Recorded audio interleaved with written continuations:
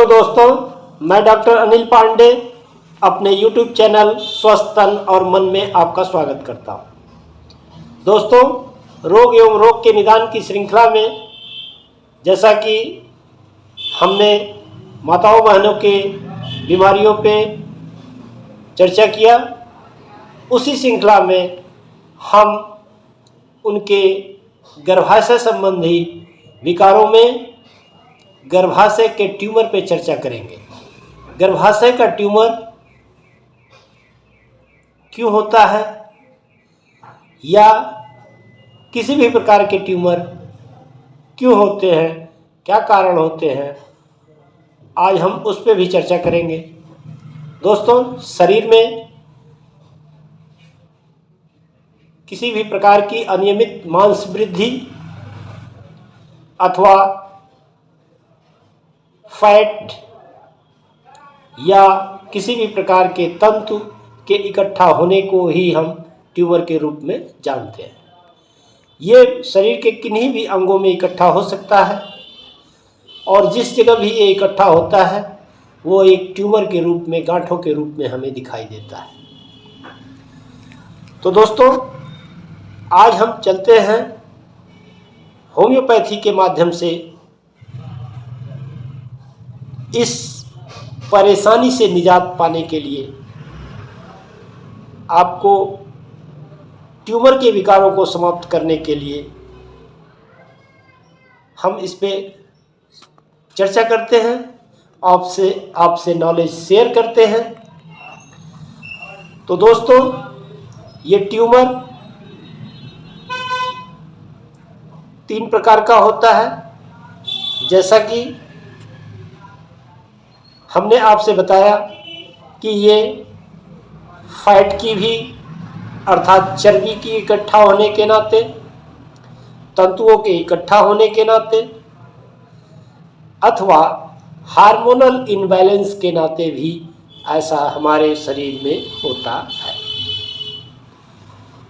खास करके माताओं बहनों के गर्भाशय संबंधी विकारों में ट्यूमर का होना ये अत्यधिक परेशानी क्रिएट करता है। तो दोस्तों, आज इसके निदान में हम चलते हैं। तो पहला होगा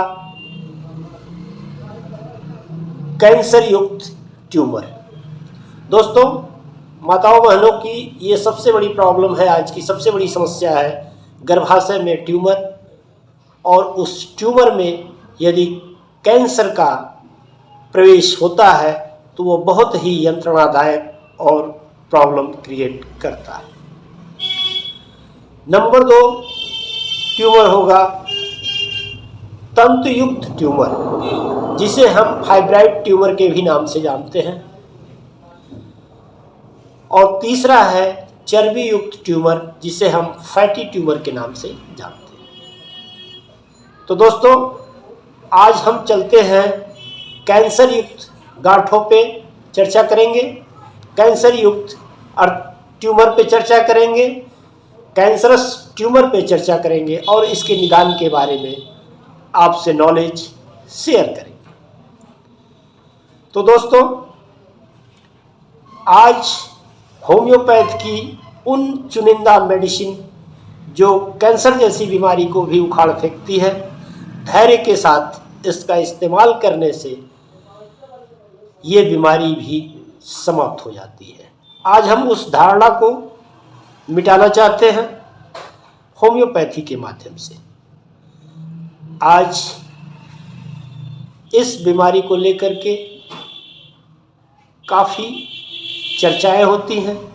बहुत से लोगों ने मुझसे ये कहा कि डॉक्टर साहब, क्या कैंसर जैसी बीमारियां भी होम्योपैथी के माध्यम से समाप्त हो सकती हैं?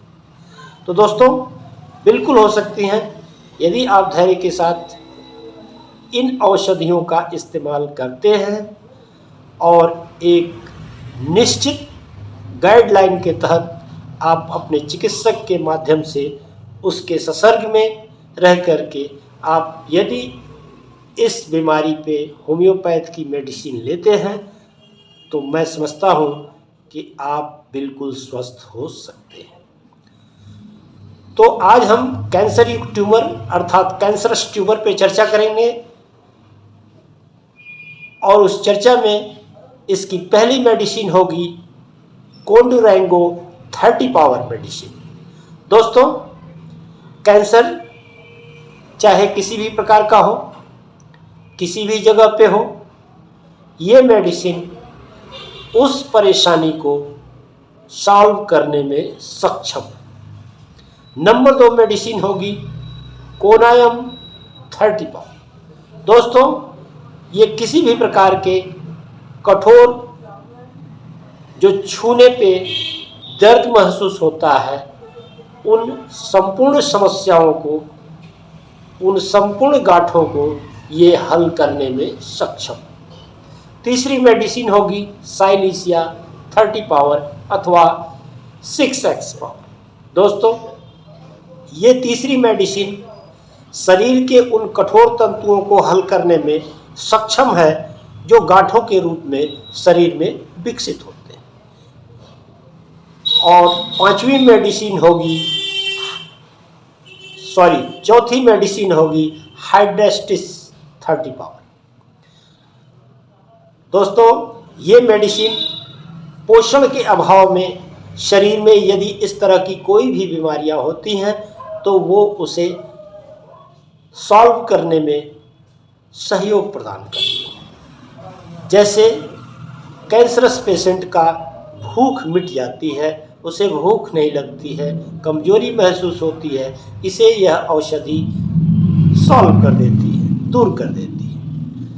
पांचवी मेडिसिन होगी रेडियम 30 पावर। दोस्तों, एलोपैथ चिकित्सा में आपने सुना होगा, देखा होगा कि रेडियो थेरेपी के माध्यम से उसकी चिकित्सा की जाती है, जबकि होम्योपैथ में भी रेडियम 30 पावर में मेडिसिन का इस्तेमाल करके आप उस संपूर्ण लाभ, कहीं उससे बेहतर लाभ इस औषधि से प्राप्त कर सकते हैं। और पांचवी मेडिसिन होगी दोस्तों, यदि कैंसरस का इतिहास उस परिवार में है जिसे कैंसर की संभावना बनी या हो गई, वहाँ कार्सिनोसिन 200 पावर सप्ताह में एक बार उस व्यक्ति को लेना है जो कैंसर से पीड़ित है।